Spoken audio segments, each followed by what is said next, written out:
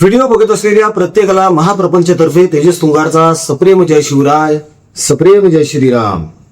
मित्रांनो, सध्या अस्वस्थता ही राष्ट्रवादी काँग्रेस शरदचंद्र पवार गटामध्ये सुद्धा वाढलेली आहे. त्याचं कारण असं आहे की धर्मराव बाबा आत्राम यांनी नुकतंच पत्रकार परिषदेमध्ये असं सांगितलं की शरद पवार यांचे देखील 6 खासदार 5 खासदार हे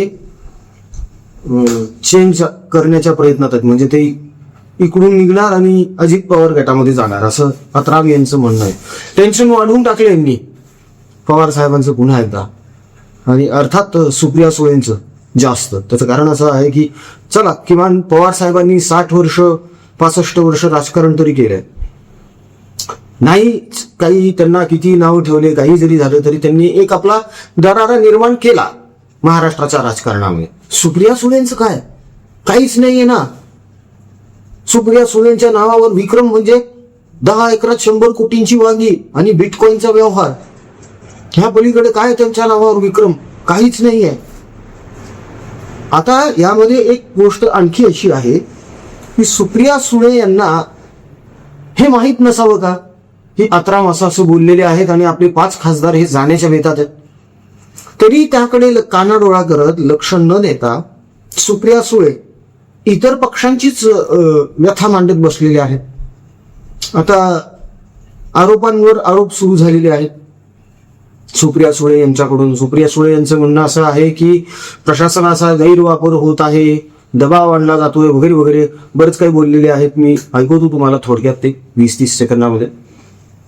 पण एक यामध्ये नोटीस करण्यासारखी गोष्ट अशी आहे, हे धास्तावलेले आहेत सगळे धास्तावलेले.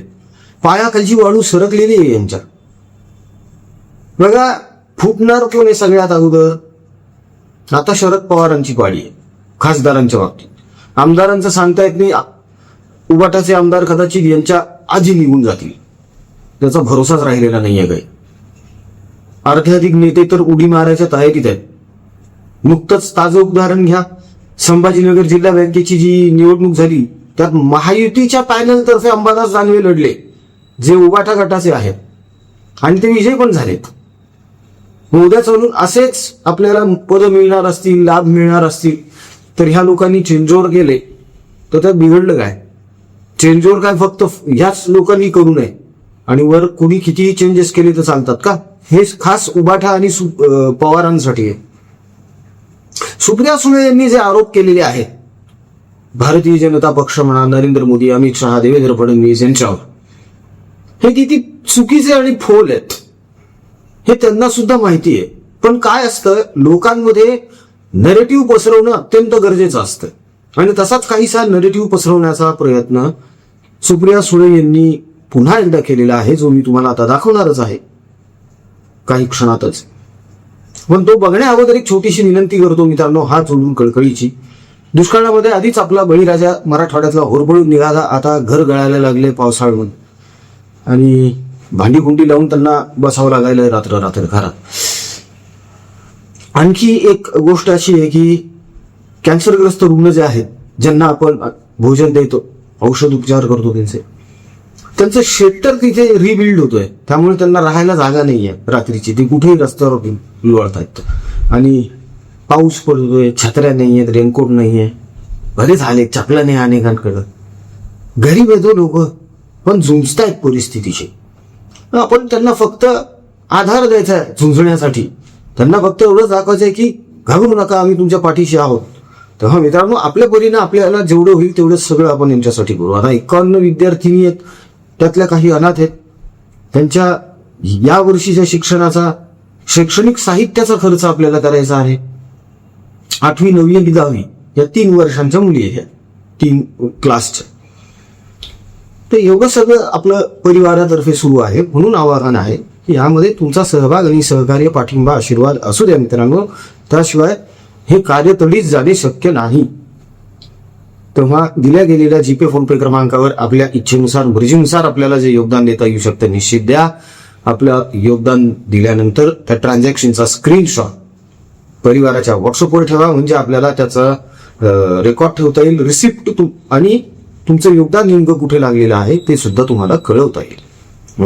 हात जोडून पुन्हा एकदा प्रार्थना आणि विनंती की सहकार्य असो. आता सुप्रिया सुळे यांचं म्हणणं असं आहे की हे सगळे फोडाफोडी करतात भाजपवाले, म्हणजेच कोण मोदी, शहा आणि फडणवीस हे तीनच नावं यांच्या तोंडमुखी कायम असतात. म्हणजे ब्रह्मा विष्णू महेश जसं असतं तसं मोदी, शहा, फडणवीस हे तीन नावं उबाठाच्या आणि पवारांच्या नेहमीच तोंडी असतात. आता यांचं म्हणणं असं आहे की महाराष्ट्रामध्ये जे राजकारण आहे ते यांनीच बिघडवलं, सगळी फोडाफोडी जी आहे ती सगळी यांनीच केलेली आहे आणि नुकसान झालेलं आहे आणि भीती वाटायला लागली की लोकशाही आणि संविधान धोक्यात येत आहे का, असं यांचं म्हणणं आहे. एकदा बघून घ्या काय म्हणतात. जे सरकार आहे अतिशय असंवेदनशील आहे. पक्ष फोडा, घड फोडा, राष्ट्रवादी काँग्रेस फोडली, शिवसेना फोडली, आता टीएमसी सेम मॉडेल. आजच सकाळी मला कुणाचा तरी फोन आला होता की तृणमूल काँग्रेसचा जसं आमचं केलं तसंच पक्ष फोडा, अकाउंट फोडा, सगळं फोडा. आता डीएमके मध्ये अजून काहीतरी गैरसमज चाललेत, एआयडीएमके मध्ये चालेल. मग कुठल्या राज्यामधला विरोधी पक्ष साम दाम दंड भेद, ईडी, सीबीआय, इन्कम टॅक्स वापरून पक्ष फोडणे, सगळं संपवणे. काही दिवसांनी राहुलजी म्हणतायत हे खरं होताना दिसणार आहे. या देशात लोकशाही टिकेल का नाही असा एक मोठा प्रश्नचिन्ह आपल्या सगळ्यांच्या समोर उभं राहिलेला आहे. आणि संविधान खतरे में है हा जो जे तुम्ही सगळ्यांनी 2024 मध्ये ऐकले ते खरंच पुन्हा होतंय का काय असं मला हा सगळा डेटा सांगतोय.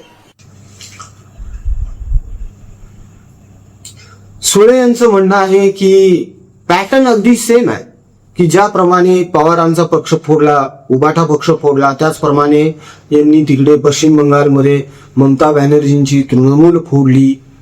मग आता डीएमके, एआयएमके यांच्यामध्ये सुद्धा वाद सुरू आहेत.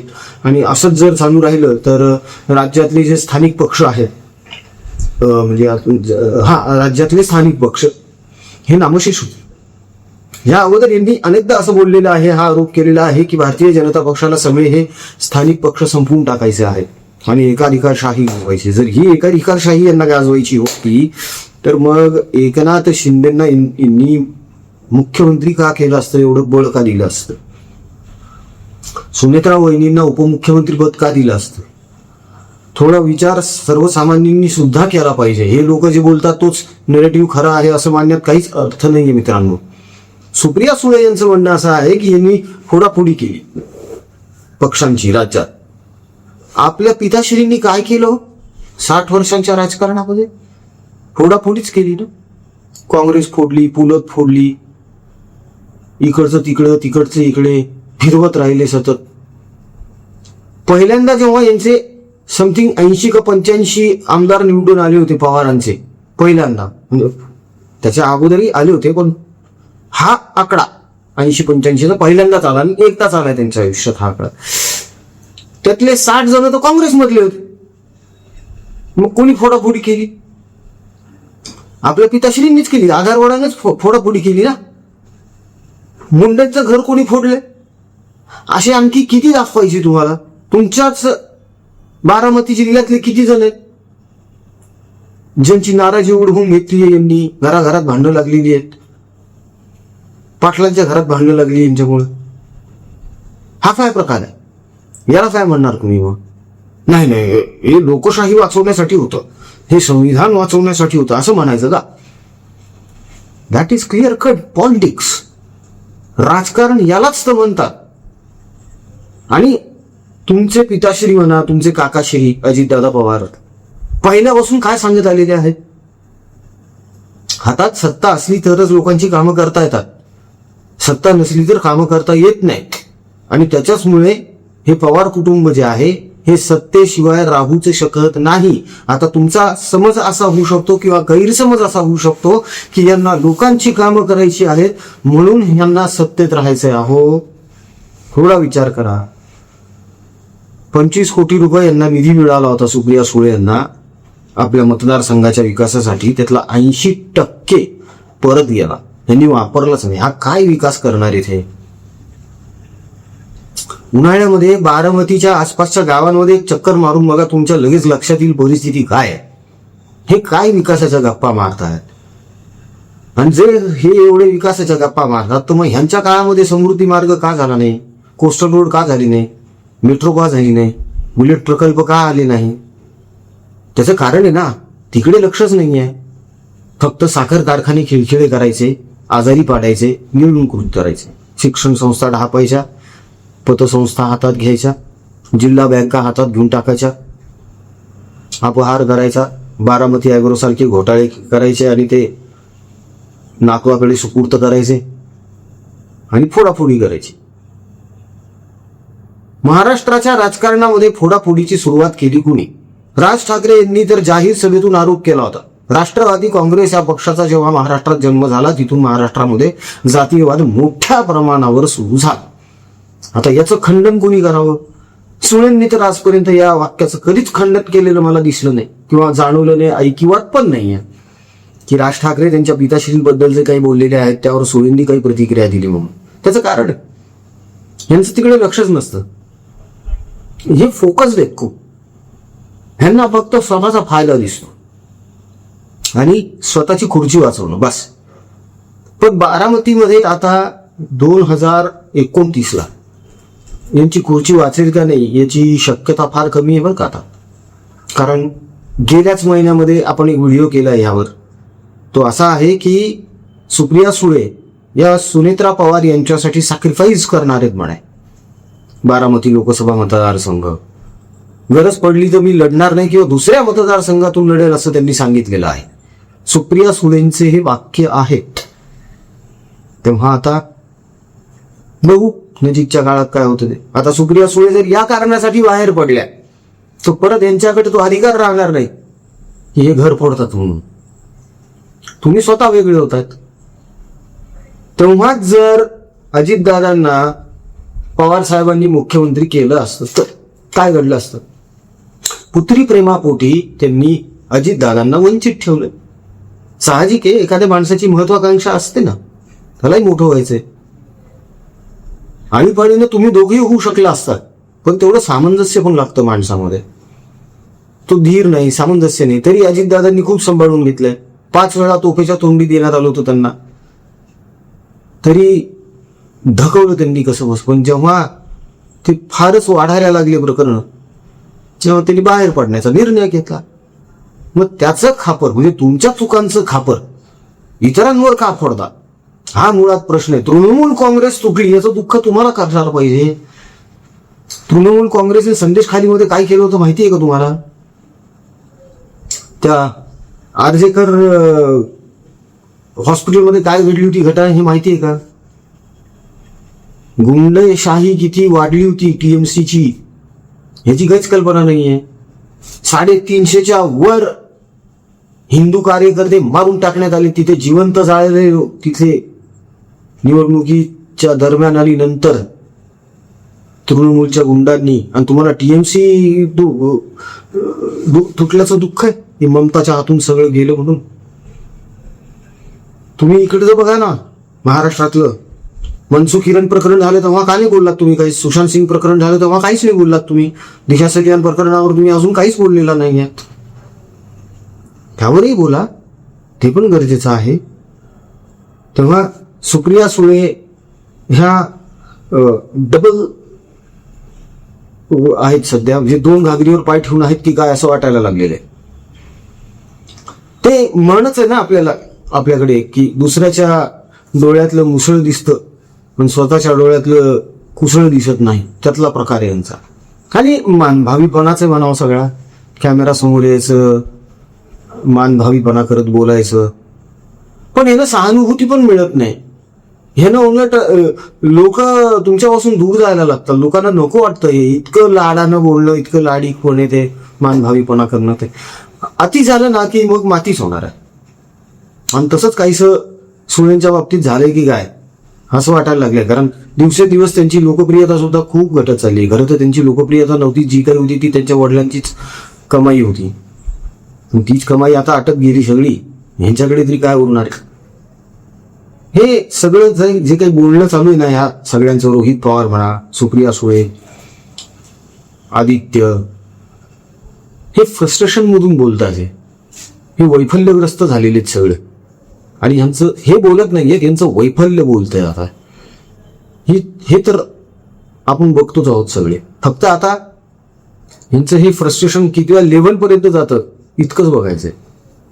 मित्रांनो, या बाबतीत तुमचं काय मत आहे नक्की कळवा, की हे वैफल्य यांचं आणखी किती वाढू शकतं आणि या वैफल्यामुळे हे वेडे होऊ शकतात का हे लोकांना आणखी वेडे करत राहणार आहेत. मत तुमचं कमेंटमध्ये निश्चित नोंदवा मित्रांनो. जाता जाता परत एकदा विनंती आहे, सुरुवातीला आपण जे आवाहन केलेलं आहे की आपल्याला दुष्काळग्रस्त शेतकरी जे आता पावसामध्ये भिजायले, त्यांची छतं गळत आहेत, घरात लहान लेकरं आहे, खायला प्यायला पुरेसं सामान नाही आहे, ते पोहोचवायचं, मदत पोहोचवायची तिथे. कॅन्सरग्रस्त रुग्ण आहेत, ज्यांना शेल्टर नाही आहे, ते कुठेही झोपतायत, अक्षरशः रहदारीच्या रस्त्यावर बसून जेवण करतात. जेव्हा आपण त्यांना अन्नदान देतो तेव्हा वाईट वाटतं बघताना. त्यांच्याकडे चपला नाहीत, काही जणांकडे छत्र्या नाही आहेत. हाल होतात माणसाचे जीवाचे. त्यात परत आता एक लिस्ट आहे आपल्याकडे, 51 अशा विद्यार्थिनी आहेत ज्या त्यातल्या काही अनाथ आहेत, काही अडॉप्टेड आहेत, म्हणजे ऑर्फनेज मधल्या आहेत काही. 8वी 9वी आणि 10वीच्या विद्यार्थिनी आहेत या नाशिकच्या. आपल्याला त्यांच्या वह्या पुस्तकांचा दप्तराचा खर्च करायचा आहे या वर्षीचा. तेव्हा या सगळ्या कार्यामध्ये तुमची खूप आवश्यकता आहे, सहकार्याची, पाठिंब्याची, आधाराची.